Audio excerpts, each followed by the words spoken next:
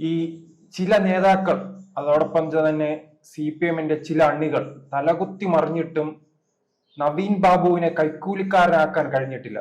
അദ്ദേഹത്തിനെതിരെ വലിയ ആരോപണങ്ങൾ ഉണ്ടെന്നും അതിന് സംശയം പ്രകടിപ്പിക്കുകയായിരുന്നു കണ്ണൂർ ജില്ലാ സെക്രട്ടറി ജയരാജൻ. കാരണം നമുക്കറിയാവുന്ന കാര്യമാണ്, നവീൻ ബാബുവുമായി ബന്ധപ്പെട്ട് അദ്ദേഹത്തിന്റെ മരണം സംഭവിച്ച അതല്ല ഈ അഴിമതി ആരോപണവുമായി ബന്ധപ്പെട്ടായിരുന്നല്ലോ. ഒരു കള്ളക്കഥ ചമച്ചു അവിടുത്തെ കണ്ണൂരിലെ ജില്ലാ പഞ്ചായത്ത് പ്രസിഡന്റ് ദിവ്യ അങ്ങനെ ഒരു കള്ളക്കഥ ഒരു കളക്ടറിന് സമീപം എന്ന് പറയുന്നു. അങ്ങനെ എന്തായാലും വലിയ ഒരു മരണം സംഭവിച്ചിരിക്കുകയാണ്. ആ മരണം സംഭവിച്ചിട്ട് ഇപ്പോൾ 1 മാസം ആവുകയാണ്. പുതിയ വിവരങ്ങൾ എന്തുണ്ട് സാർ? ഇത് വളരെ പ്രധാനപ്പെട്ട ഒരു കാര്യമാണ്. നവീൻ ബാബു മരിച്ചിട്ട് ഇപ്പോൾ 1 മാസം പിന്നിടുകയാണ്. എവിടെ നിൽക്കുന്നു അന്വേഷണം? ഒരു ഉത്തരവും തരാതെ നിൽക്കുകയാണ് പോലീസ്. ദുരൂഹതകൾ കൂടിക്കൂടിയും വന്നുകൊണ്ടിരിക്കുകയാണ്. ഇപ്പോഴ് നമുക്ക് നവീൻ ബാബുവിന്റെ മരണം എന്ന് പറയുന്നത് നമ്മുടെ സ്വന്തം കുടുംബത്തിൽ ഉണ്ടായ ഒരു മരണം പോലെയാണ്. ഇപ്പോഴും നമുക്ക് അതിലെ അവരുടെ വീട്ടിലെ ചില രംഗങ്ങളൊക്കെ നമ്മളെ വേദനിപ്പിക്കുന്നു. ഭാര്യയുടെയും അതെ, മക്കളുടെയും 2 പെൺമക്കള് അവര് ചിതയുടെ അരികിൽ നിന്ന് അതിന്റെ കർമ്മങ്ങൾ ചെയ്യുന്ന രംഗം, അതൊക്കെ മനുഷ്യ മനസാക്ഷിയെ പിടിച്ചുലയ്ക്കുന്ന സംഭവങ്ങളാണ്. അതൊന്നും ഈ CPM എന്നുകാരെന്ന് പറയുന്ന ഇവർക്ക് ഈ പാറയെക്കാളും കട്ടിയുള്ള ഹൃദയത്തോടു കൂടി ഇരിക്കുന്ന അവർക്ക് മനസ്സിലാകത്തില്ല. അവർക്ക് മനുഷ്യരെ കൊല്ലുകയും കൊല്ലിക്കുകയുമാണല്ലോ തൊഴില്. പക്ഷേ നവീൻ ബാബുവിന്റെ മരണത്തിലെ ദുരൂഹതകള് ഏറുന്നതെന്ന് ചോദിച്ചാൽ ഇതിപ്പോ ആത്മഹത്യ എന്നുള്ള രീതിയിൽ പറഞ്ഞു നിർത്തിയിരിക്കുകയാണ്. പക്ഷെ ദിവസം കഴിയുന്നതോറും ആത്മഹത്യ അല്ല എന്നുള്ള ചില തെളിവുകളാണ് വന്നുകൊണ്ടിരിക്കുന്നത്. ഇപ്പോഴേ ഈ ആത്മഹത്യ എന്നുള്ളത് ആരോ ബോധപൂർവം ഉണ്ടാക്കിയതാണോ എന്ന് സംശയിക്കുന്നു. അതിന്റെ കാര്യം, ഇത് മരണം നടന്നു കഴിഞ്ഞ് ഈ മാതൃഭൂമി ദിനപത്രത്തിനകത്ത് ഈ നവീൻ ബാബു അവിടെ റെയിൽവേ സ്റ്റേഷനിൽ വന്നിരുന്നു, എന്നിട്ട് കുറച്ചു നേരം അവിടെ ഇരുന്നു. അത് കഴിഞ്ഞ് റെയിൽവേ ട്രാക്കിലൂടെ ഇറങ്ങി നടന്നിട്ട് തിരിച്ചു കയറി വരുന്നു, അവിടെ ഇരിക്കുന്നു, പിന്നെ ഓട്ടോ പിടിച്ച് പോകുന്നു എന്ന് പറയുന്നുണ്ട്. അപ്പൊ അങ്ങനെ 3 തവണയെങ്കിലും ഓട്ടോയിൽ കയറിയിട്ടുണ്ടാകാം എന്നുള്ള രീതിയിലാണ് പറയുന്നത്. അതായത് ആദ്യം റെയിൽവേ സ്റ്റേഷനിലേക്ക് വരുന്നു, പിന്നീട് പോകുന്നു, വീണ്ടും പള്ളിക്കുന്നിലാണ് താമസം, പിന്നീട് റെയിൽവേ സ്റ്റേഷനിൽ വരുന്നു. അങ്ങനെ ട്രെയിൻ താമസിച്ചു വന്നപ്പോൾ ട്രെയിൻ പോയി, പിന്നെ ഈ റെയിൽവേ ട്രാക്കിലേക്ക് ഇറങ്ങുന്നതായിട്ട് പറയുന്നുണ്ട്. ഇതൊക്കെ മാതൃഭൂമി പത്രത്തിൽ വന്നതാണ്. അവരിങ്ങനെ സ്കെച്ച് ചെയ്തൊക്കെ കൊടുക്കുകയും ചെയ്തിട്ടുണ്ട്. എന്നിട്ട് ഈ വാർത്തയും ഇങ്ങനെ കൊടുത്തിട്ടുണ്ട്. ഇത് എന്തിനു വേണ്ടിയാണ്? അപ്പൊ റെയിൽവേ ട്രാക്കിലേക്ക് ഇറങ്ങുന്നു. ADM-ന് ഒരു ഉയർന്ന പദവിയിൽ ഇരിക്കുന്ന ആള് എന്തായാലും ഈ റെയിൽവേ ട്രാക്കിൽ ഇറങ്ങി ക്രോസ് ചെയ്ത് അടുത്ത പ്ലാറ്റ്ഫോമിലേക്കൊന്നും പോകത്തില്ല. അതിലിറങ്ങാൻ പാടില്ല തന്നെ. കണ്ണൂരിലെന്ന് പറഞ്ഞാൽ അങ്ങനെ ഇറങ്ങുന്ന ഒരു രീതിയിലും അല്ല. കണ്ണൂര് അവിടെ തിരക്കേറിയ ഒരു റെയിൽവേ സ്റ്റേഷനാണ്. അപ്പോൾ എന്തിനാണെന്ന് അറിയാമോ? അദ്ദേഹം അവിടെ ആത്മഹത്യക്ക് ശ്രമിച്ചു എന്ന് വരുത്തി തീർക്കാൻ വേണ്ടിയാണ് ഇങ്ങനെ ചെയ്തിരിക്കുന്നത്. നമുക്കറിയാം, ഇദ്ദേഹം യാത്രയപ്പ് കഴിഞ്ഞിട്ട് തിരികെ അദ്ദേഹത്തിന്റെ ഔദ്യോഗിക കാറിൽ പോയി ഇടയ്ക്ക് വെച്ച് ഇറങ്ങുന്നു. മുനീശ്വരൻ കോവിലിന്റെ അവിടെ ഇറങ്ങി. ഇതിനകത്ത് ദുരൂഹത അവിടെയാണ് ഉണ്ടാകുന്നത്. ഇറങ്ങിയിട്ട് അദ്ദേഹം ഡ്രൈവറോട് പറഞ്ഞു, എനിക്ക് മറ്റൊരാളെ കാണാനുണ്ട്, എന്നിട്ട് ഞങ്ങൾ ഒന്നിച്ചു പോകും എന്നാണ് പറഞ്ഞിരിക്കുന്നത്. പക്ഷേ ഇദ്ദേഹത്തിന്റെ കയ്യിൽ കുറെ ഫയലുകൾ ഉണ്ടായിരുന്നു. ഇത് വിജിലൻസിനെ ഏൽപ്പിക്കുന്നതിന് വേണ്ടിയാണ് പോയതെന്ന് അറിയുന്നുണ്ട്. അതായത് അവിടെ ഏതാണ്ടൊരു 1000 ഏക്കറോളം അനധികൃതമായിട്ട് കയ്യേറിയിട്ടുണ്ട്. അത് വ്യാജ പട്ടയം ചമച്ച് സ്വന്തമാക്കിയിട്ടുണ്ട് ഈ പാർട്ടി. അതിനെപ്പറ്റി അതിന്റെ രേഖകൾ സമർപ്പിക്കാനാണ് സ്വന്തമാക്കിയതാരാണ്? CPM. അതിന്റെ കുറെ പേരുണ്ട് ഇതിനകത്ത്. അപ്പൊ ആ പേപ്പറുകളൊക്കെ സമർപ്പിക്കാനാണ്, വിജിലൻസിന് കൊടുക്കാൻ വേണ്ടിയാണ് പോയതെന്ന് പറയുന്നുണ്ട്. ചിലപ്പോ അതുകൊണ്ടായിരിക്കും ഈ ദിവ്യക്ക് ഇത്രയും പാർട്ടി സംരക്ഷണം ലഭിക്കുന്നത്. പാർട്ടി സംരക്ഷണം ലഭിക്കുന്നത്. ഇനിയും പല കാര്യങ്ങൾ പുറത്തേക്ക് വരുന്നുണ്ട്. അപ്പൊ ആ റെയിൽവേ സ്റ്റേഷനിൽ പോയിട്ടില്ല എന്നാണ് പറയുന്നത്. ഈ മാതൃഭൂമി വന്നത് ഒരു കെട്ടിച്ചമച്ച കഥയാണ്. ഈ ആത്മഹത്യക്ക്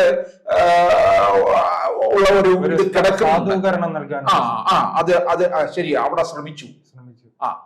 അത് സക്സസ് ആകാത്തത് കൊണ്ട് പിന്നീട് ക്വാർട്ടേഴ്സിൽ പോയി അവിടെ തൂങ്ങി മരിച്ചു എന്ന് വരുത്താൻ വേണ്ടിയാണ്. അപ്പൊ ഈ ആ വാർത്ത വന്നതിന് പിന്നിൽ വളരെ ആസൂത്രിതമായിട്ടുള്ള ഒരു നീക്കം തന്നെ ഉണ്ടെന്നുള്ളതാണ്. അങ്ങനെ വരുത്തി തീർക്കുക എന്നുള്ളതാണ്. ചില കാര്യങ്ങളിൽ പറഞ്ഞങ്ങ് എസ്റ്റാബ്ലിഷ് ചെയ്യാൻ അപ്പം എന്നിട്ട് എന്താ ചെയ്തിരിക്കുന്നത്? അപ്പോ റെയിൽവേ സ്റ്റേഷനിൽ പോയിട്ടില്ല എന്നുള്ളത് വ്യക്തമായിരിക്കുകയാണ്. അപ്പൊ ഈ രേഖകൾ 1000 ഏക്കറാണ്.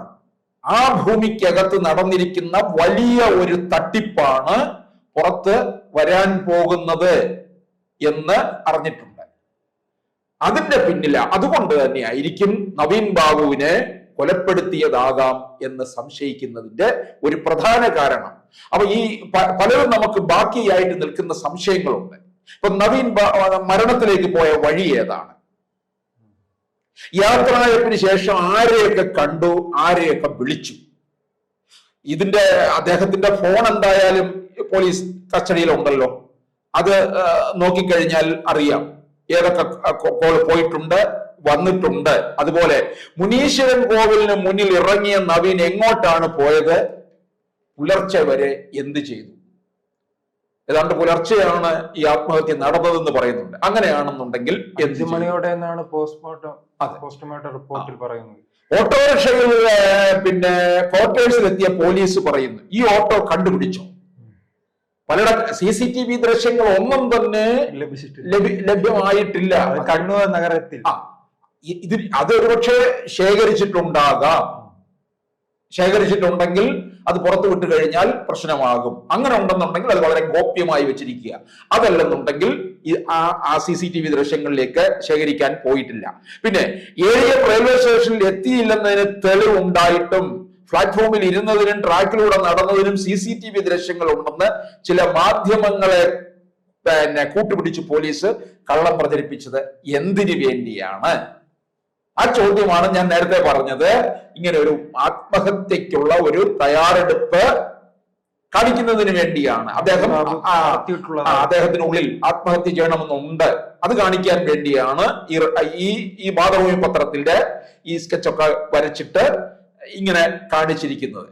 പിന്നെ അല്ല, ഇങ്ങനത്തുള്ള ഗൂഢാലോചന എന്തായാലും കോടതി പോകുമ്പോൾ ദിവ്യക്ക് അനുകൂലമായി മാറുമല്ലോ. അതെ, തീർച്ചയായിട്ടും. കാരണം ഇത്തരം തെളിവുകൾ നിരത്തി മുന്നോട്ട് പോകണമെങ്കിൽ എന്തായാലും സുഖമായി അതിനുവേണ്ടിയാണ്. പിന്നെ ആരാണ് ഇത് ബോധപൂർവം ഇതിങ്ങനെ ഒരു കഥ തിരികെ ഉണ്ടാക്കി വെച്ചിരിക്കുന്നത്? പിന്നെ ഇവര് വീട്ടുകാര് വന്നതിന് ശേഷമേ, അവരുടെ സമ്മതപത്രം വാങ്ങിയതിന് ശേഷമേ ബോഡി പോസ്റ്റ്മോർട്ടത്തിന് മാറ്റാൻ പറ്റുകയുള്ളൂ. ആത്മഹത്യ ചെയ്ത അത് നടന്നിട്ടില്ല.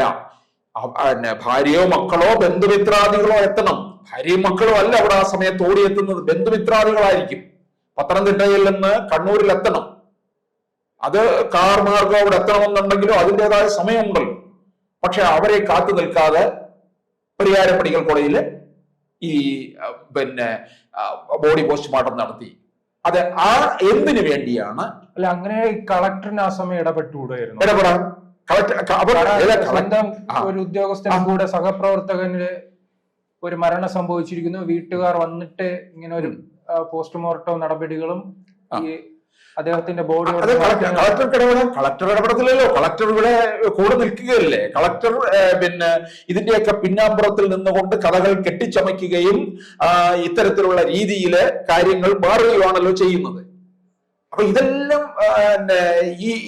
ഇതിനകത്ത് തിടുക്കം കാട്ടിയത് എന്തിനു വേണ്ടിയാണ്? ഈ പോസ്റ്റ്മോർട്ടത്തിനകത്ത്. അപ്പൊ അതൊക്കെ സംശയിക്കേണ്ടിയിരിക്കുന്നു. അപ്പൊ ദുരൂഹതയുടെ ഒരു കെട്ടാണ് അഴിഞ്ഞു വീണുകൊണ്ടിരിക്കുന്നത്. അപ്പൊ അതിനകത്ത് പ്രധാനമായിട്ട് നമ്മൾ മനസ്സിലാക്കേണ്ടത് ഈ വിജിലൻസിന് ഈ രേഖകൾ സമർപ്പിക്കാനായിട്ട് പോയിരിക്കുന്നു. 1000 ഏക്കർ ഭൂമിയാണ്.